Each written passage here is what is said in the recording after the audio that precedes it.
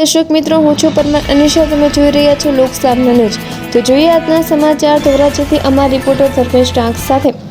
રાજકોટ જિલ્લાના ઉપલેટા પંથકમાં એસઓજીએ માદક પદાર્થોના ગેરકાયદેસર વેપાર સામે મોટી કાર્યવાહી કરી છે.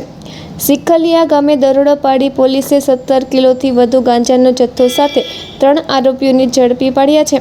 પોલીસે આશરે ₹3.72 લાખનો મુદ્દામાલ કબજે કરી વધુ તપાસ હાથ ધરી છે. રાજકોટ ગ્રામ્ય એસઓજીને હ્યુમન ઇન્ટેલિજન્સ અને ટેકનિકલ સોર્સિસના આધારે બાતમી મળી હતી કે ઉપલેટાના ચીખલિયા ગામે એક રહેણાંક મકાનમાં ગાંજાનો મોટો જથ્થો સંતાડવામાં આવ્યો હતો. બાતમીના આધારે પંચો અને FSL અધિકારીઓની હાજરીમાં દરોડો પાડવામાં આવ્યો હતો. તપાસ દરમિયાન મકાનમાંથી પીળા રંગના પ્લાસ્ટિકના બાચકામાં ભરેલો 17 કિલો 342 ગ્રામ ગાંજો મળી આવ્યો હતો. પોલીસે સ્થળ પરથી સિરાફ હનીફભાઈ વિસરની ધરપકડ કરી હતી. તેની પૂછપરછમાં ભાયાવદરના નવાજ, અશરફભાઈ મધરા અને ઉપલેટાના વસીમ ઇકબાલ રફાઈના નામે સામે આવ્યા છે. પોલીસે ગણતરીના કલાકોમાં ત્રણેય આરોપીઓને ઝડપી લીધા હતા.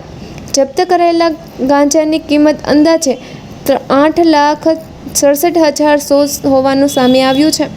મોબાઈલ ફોન સહિત કુલ 8,72,100નો મુદ્દામાલ કબજે કરવામાં આવ્યો છે. પ્રાથમિક તપાસમાં ખુલ્યું છે કે ત્રણેય આરોપીઓ વધુ નફો કમાવવાના ઈરાદે વેચાણ માટે ગાંજાનો જથ્થો લાવ્યા હતા. FSL દ્વારા કરવામાં આવેલા પ્રાથમિક પરીક્ષણમાં જપ્ત કરાયેલો જથ્થો ગાંજો હોવાનું પ્રમાણિત થયું છે. આ મામલે ઉપલેટા પોલીસ સ્ટેશનમાં NDPS એક્ટની વિવિધ કલમો તથા BNSS હેઠળ ગુનો નોંધવામાં આવ્યો છે. હાલ ત્રણેય આરોપીઓના રિમાન્ડ મેળવવાની કાર્યવાહી હાથ ધરવામાં આવી છે.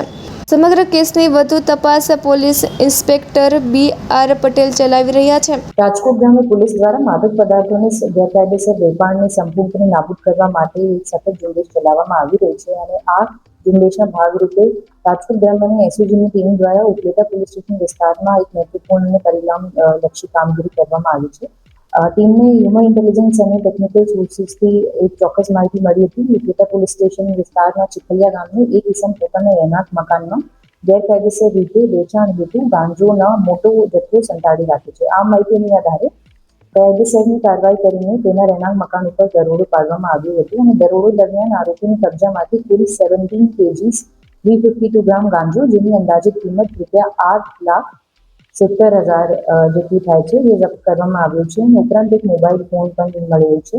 આ અંગે ઉપલેટા પોલીસ સ્ટેશન ખાતે NDPS એક્ટ હેઠળ ગુનો નોંધવામાં આવ્યો છે અને મુખ્ય આરોપીની ધરપકડ કરવામાં આવી છે. પ્રાથમિક તપાસ દરમિયાન આ ગુનામાં અન્ય 2 આરોપીઓ સામે આવે છે, જેમાંથી એક નવાજ અશરફભાઈ મદરા રહેવાસી ભાયાવદર અને વસીમ ઇકબાલભાઈ રફાઈ રહેવાસી ઉપલેટા શામેલ છે. ત્રણેય આરોપીઓ પોતાની આર્થિક લાભ માટે ગાંજાનું વેચાણ કરતા હતા.